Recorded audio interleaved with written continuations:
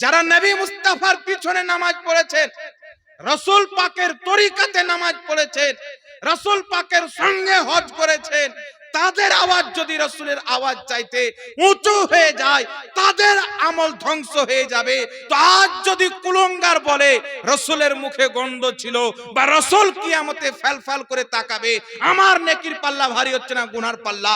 কেউ যদি রাসূলে পাককে মরা মানুষ বলে, রাসূলে পাককে বড় ভাইয়ের মতন বলে, এই কুলঙ্গারের না দাড়ি ছাড়া কাজে আসবে, না টুপি পরা কাজে আসবে, আমল তো তাদের কাজে আসবে যারা নবী মুস্তাফার সচ্চা পাক্কা গোলাম হবে। আপনাদের এলাকাতে মাদ্রাসা আছে, হেড মৌলভী সাহেবের সঙ্গে যদি আপনার কোনো কাজ থাকে, দোয়া করানোর জন্য, তাবিজ করানোর জন্য, বা কোনো মাসলা জিজ্ঞাসা করার জন্য, যখন মাদ্রাসাতে যাবেন, অফিসে হেড মোদারিস শুয়ে আছেন, আর বাইরে গিয়ে আপনি আওয়াজ দিবেন, হুজুর আছেন, একটু দরজা খোলেন, বিশেষ কাজে এসেছে, এটাই তো বলবেন। জি, মন্ত্রীর বাড়িতে গেলে এটাই বলবেন। যেখানে আপনি যাবেন তাকে আওয়াজ দিয়ে ডাকবেন। কিন্তু পৃথিবীর মুসলমান, আমার আল্লাহ পবিত্র কোরআন পাকে বলেছেন যে আমার নবীকে বাইরে থেকে ডাকা যাবে না। কিছু ব্যক্তি রাসূল পাকের দরজাতে গিয়ে রাসূল পাককে ডাক দিলেন, আল্লাহ আয়াত নাজিল করলেন, যারা আমার নবীকে বাইরে থেকে ডাক দিচ্ছে, আকসারুহুম লা ইয়াকিলুন, তাদের মধ্যে অধিক অংশ নলেজ রাখে না, আকল রাখে না। তুমি আমার নবীর দরবারে অতক্ষণ পর্যন্ত দাঁড়িয়ে থাকবে যতক্ষণ পর্যন্ত আমার নবী নিজ ইচ্ছাতে না বের হবে। রাসূল পাককে ডাকার আদব আল্লাহ কি শিখাচ্ছে? আপনি দরজাতে গিয়ে রাসূলুল্লাহর দরবারে দাঁড়িয়ে থাকেন, নিজ ইচ্ছাতে যতক্ষণ পর্যন্ত আমার আপনার নবী না বের হবেন, ততক্ষণ পর্যন্ত আপনি রাসূল পাককে ডাকতে পাবেন না। এই ডাকাটাও আল্লাহ বেয়াদবি বলছেন। আগিয়ে চলেন পৃথিবীর মুসলমান, আমার আপনার নবীর দরবারে সাহাবী বসে আছেন। তো সাহাবী বসে আছেন, তার মধ্যে একজন সাহাবী যিনি কানে একটু কম শুনতেন। তো যারা কানে কম শুনে তারা একটু বলে জোরে, ঠিক না বে ঠিক? আর একটা কথা আপনাদেরকে বলি, আমার নবীর নিকটে যখন সাহাবী বসে থাকবেন, তো ভালো কথা হবে না খারাপ? জি, সাহাবায়ে কেরাম বসে আছেন আল্লাহর নবীর দরবারে, একজন সাহাবী কানে কম শুনছেন, ভালো কথা বলতে গিয়ে, মাসলা মাসাইল জিজ্ঞাসা করতে গিয়ে, শরীয়ত শিখতে গিয়ে উনি একটি কথা বলেছেন, রাসূল পাকের আওয়াজ চাইতে এই সাহাবীর আওয়াজ একটু উঁচু হয়ে গেছে। এখানে যদি আমরা কথা বলি, আপনার আওয়াজ হুজুর চাইতে বেশি হয়ে যাচ্ছে, কোনো ব্যাপার নাই, কিন্তু রাসূল পাকের আওয়াজ চাইতে আওয়াজ উঁচু হয়ে গেছে। আর এর মধ্যে কারণ হচ্ছে যে সাহাবী কানে কম শুনে, একটা বিশাল কারণ আছে। তো আল্লাহ পাক সঙ্গে সঙ্গে পবিত্র কোরআনে আয়াত অবতীর্ণ করছেন। কি আয়াত অবতীর্ণ করছেন? লা তারফাউ আসওয়াতাকুম ফাওকা সাউতিন নবী ওয়ালা তাজহারু লাহু বিল কওলি কাজহরি বাদিকুম লিবাদিন আন তাহবাতা আমালুকুম ওয়া আনতুম লা তাশউরুন। আল্লাহ পবিত্র কোরআনে বলছেন, খবরদার, তোমাদের আওয়াজ যেন আমার নবীর আওয়াজ চাইতে উঁচু না হয়, নচেত তোমাদের সমস্ত আমল ধ্বংস হয়ে যাবে, তোমরা বুঝতেই পারবে না। সাহাবী যারা নবী মুস্তাফার পিছনে নামাজ পড়েছেন, রাসূল পাকের তরিকাতে নামাজ পড়েছেন, রাসূল পাকের সঙ্গে হজ করেছেন, তাদের আওয়াজ যদি রাসূলের আওয়াজ চাইতে উঁচু হয়ে যায়, তাদের আমল ধ্বংস হয়ে যাবে। তো আজ যদি কুলঙ্গার বলে রাসূলের মুখে গন্ধ ছিল, বা রাসূল কিয়ামতে ফেলফেল করে তাকাবে, আমার নেকির পাল্লা ভারী হচ্ছে না গুনার পাল্লা।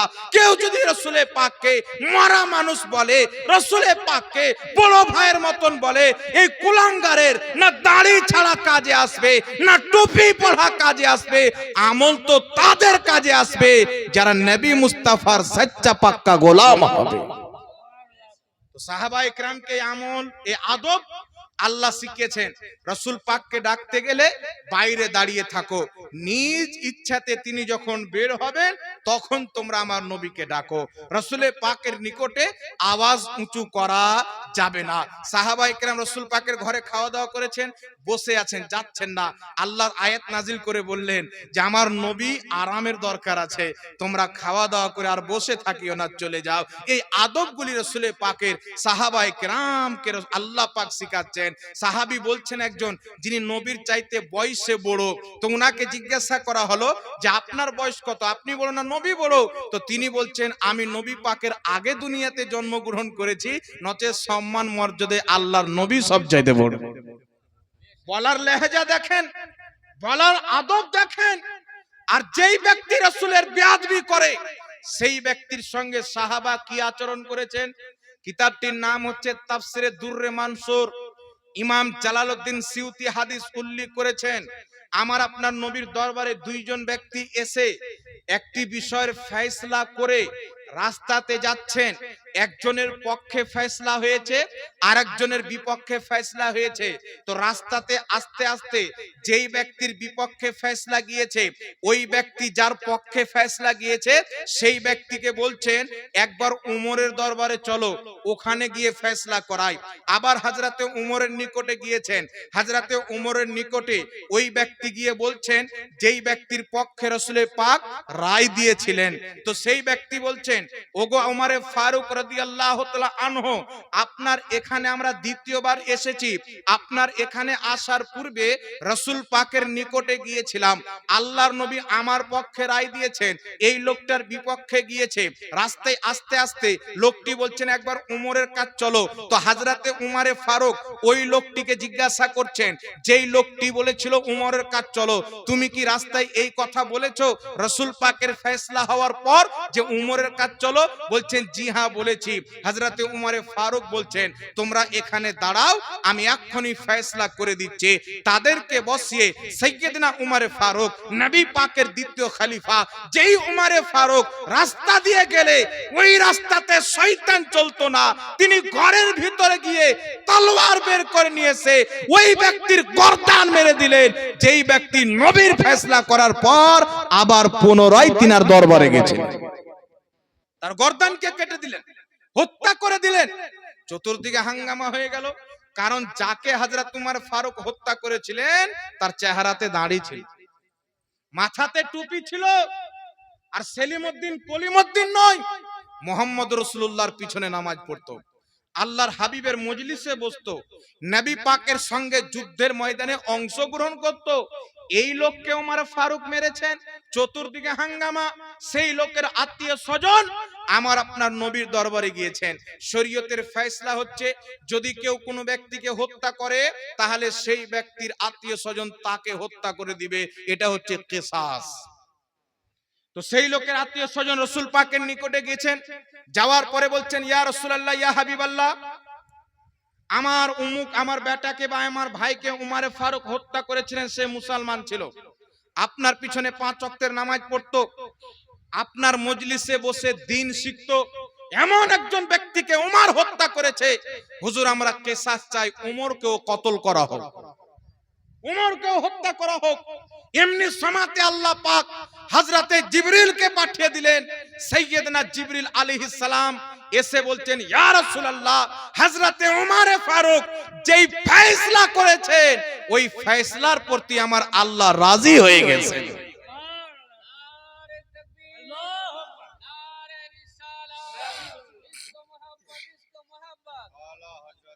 হযরতে উমরের ফয়সালার প্রতি আল্লাহ রাজি হয়ে গেছে। এই পৃথিবীর মুসলমান আমার আপনার নবী সাল্লাল্লাহু আলাইহি সাল্লামকে আল্লাহ কি বার্তা দিলেন? উমর যাকে কতল করেছেন আল্লাহ রাজি হয়ে গেছেন। এর কারণটা কি? পৃথিবীর মুসলমান হোক সে নামাজি, রাসূলের পিছে নামাজ পড়ুক, কাবা ঘরের ইমাম হোক, মসজিদে নবীর ইমাম হোক, আকসা মসজিদের ইমাম হোক, পৃথিবীর যে কোনো জায়গার ইমাম হোক, বা মুহাম্মদ রাসূলুল্লাহর পিছে নামাজ পড়নেওয়ালা, নবীর ফয়সালা হয়ে যাওয়ার পর আবার উমরে ফারুকের কাছে যাওয়া মানে নবী পাকের ফয়সালাকে ত্রুটিপূর্ণ মনে করা। আর নবী পাকের ফয়সালাকে ত্রুটিপূর্ণ মনে করার কারণে রাসূল পাকের পিছে নামাজ পড়ার পর যদি মুসলমান না থাকে, আজকে কলিমউদ্দিনের পিছে নামাজ পড়নেওয়ালা ওয়াহাবি মতের লোক বলছে রাসূলে পাক আমার মতো যে বাথরুম করে কুলুপ নিতে জানে না, এই হারামখোর কি করে মুসলমান হতে পারে? আমরা বললে খারাপ লাগবে? পৃথিবীতে সব নবী পাকের ব্যাপারে বলা বাদ দিয়ে দাও, আমরা নিজের জবানে কিছু বলা বাদ দিয়ে দিই। জি, রাসূল পাকের ব্যাপারে তোমরা গুস্তাকি ছেড়ে দাও, আমরা তোমাদের ব্যাপারে বলা বাদ দিয়ে দিব।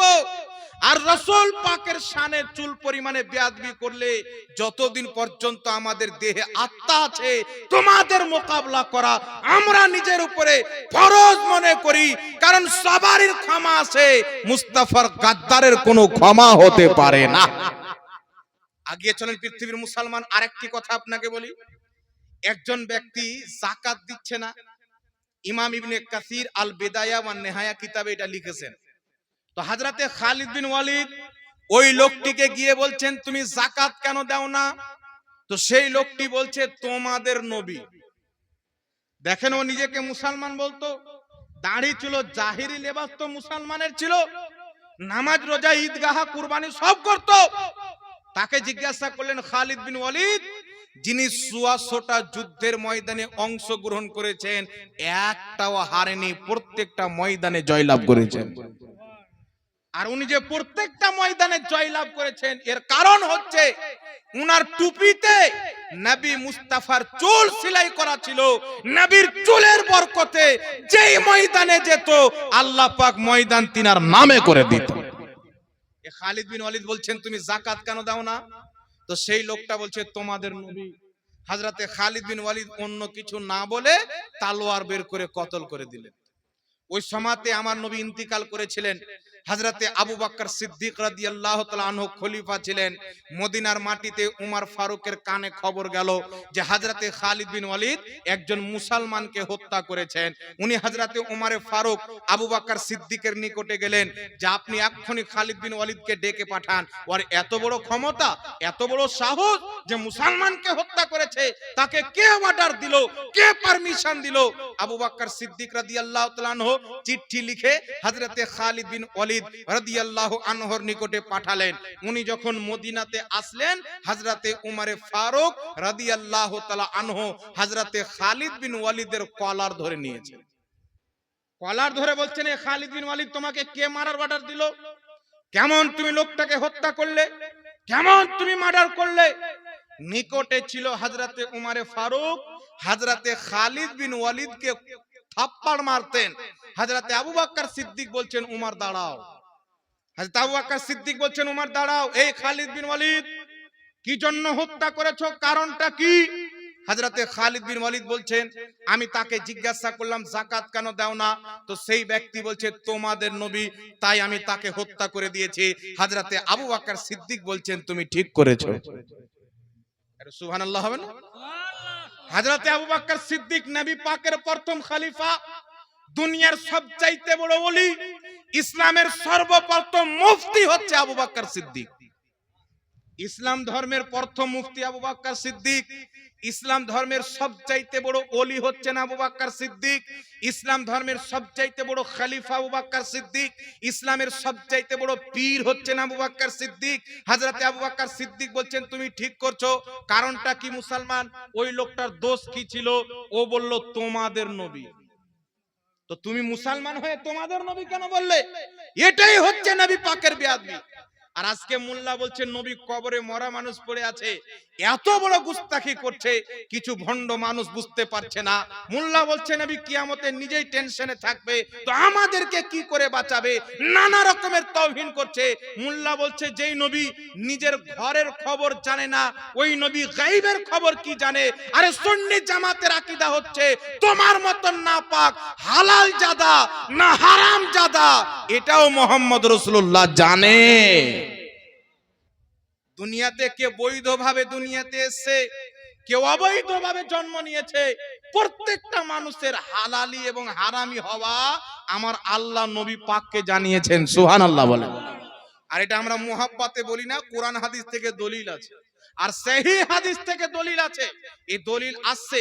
আগে রাসূল পাকের গুরুত্ব বুঝুন, মর্যাদা বুঝুন। রাসূল পাকের বেয়াদবি কত বড় করলেন।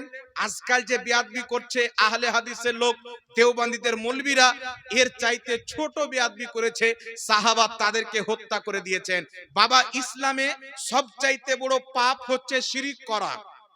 আল্লাহ ছাড়া কোনো ব্যক্তিকে উপাস্য মনে করা, আল্লাহ ছাড়া কোনো ব্যক্তিকে মাবুদ মনে করা, আল্লাহ ছাড়া কোনো ব্যক্তিকে ইবাদতের জন্য সিজদা করা, আল্লাহ ছাড়া কোনো ব্যক্তিকে খোদা মনে করা, এটা হচ্ছে শিরিক। আর শিরিক হচ্ছে ইসলামের সবচাইতে বড় গুনাহ। কিন্তু শরীয়ত বলছেন একজন ব্যক্তির যদি 90 বছর বয়স হয়, সেই ব্যক্তি যদি 80 বছর পর্যন্ত শিরিক করে আর মরার টাইমে এসে ওই ব্যক্তি মরার একদিন আগে, 2 মিনিট আগে, 5 মিনিট আগে সেই ব্যক্তি যদি শিরিক থেকে তওবা করে মুসলমান হয়ে যায়, তার 50 বছর করা শিরকের গুনাহ আমার আল্লাহ সঙ্গে সঙ্গে মাফ করে দেয়। কেউ জুয়া খেলে তওবা করলে আল্লাহ মাফ করে দেয়, ব্যভিচার করে তওবা করলে আল্লাহ মাফ করে দেয়, প্রত্যেক গুনার ক্ষমা আছে।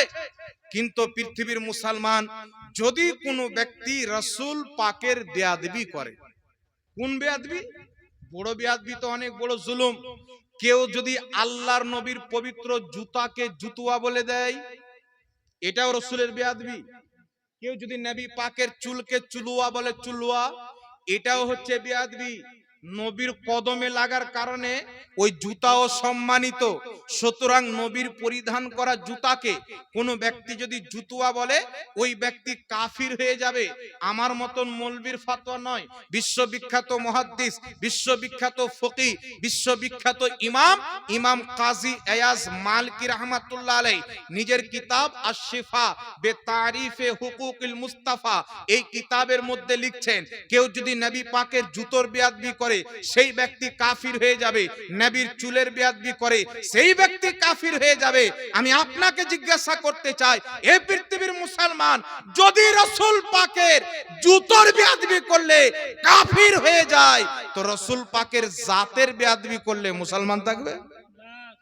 কোন মতে মুসলমান হতে পারে না।